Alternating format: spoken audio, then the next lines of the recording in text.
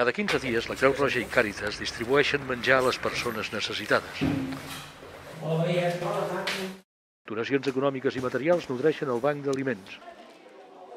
Hi ha productes, però, que s'han de comprar, com ara les patates. La veritat és que patates en deixen poques, la gent. Ens dona oli, ens dona pasta, ens dona arròs, ens dona llet, però patates no sé per què no n'acostumem a recollir. Tot i que és un producte per nosaltres molt interessant perquè entenem que agrada bastant en general al públic, vull dir que es pot consumir de moltes maneres i és força econòmic per poder-lo comprar nosaltres directament. Perquè el banc d'aliments pugui estalviar-s'ho, es va donar llavor de patates per sembrar-les en horts urbans, pagesos professionals i també a alguna escola. Produir per després donar. I què passarà? És, com diu el regidor de Cultura i Ciutadania, una nova filosofia de la cooperació. Aquesta iniciativa introdueix una nova filosofia, la donació. Fins ara la donació estava basada generalment en un criteri d'excedents.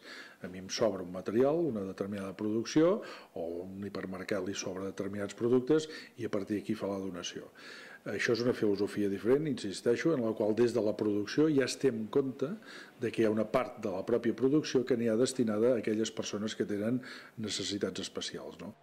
Ara, després de la collita, ha arribat l'hora del lliurament. Dissabte al migdia a la plaça del Pes de Vic, les colles dels tres colors competiran per veure qui va més ràpida ensecant. Des de les colles de la Festa Major de Vic volem col·laborar amb el Banc dels Aliments el dia 1 de desembre a fer una competició entre les colles a veure de qui ensaca més patates.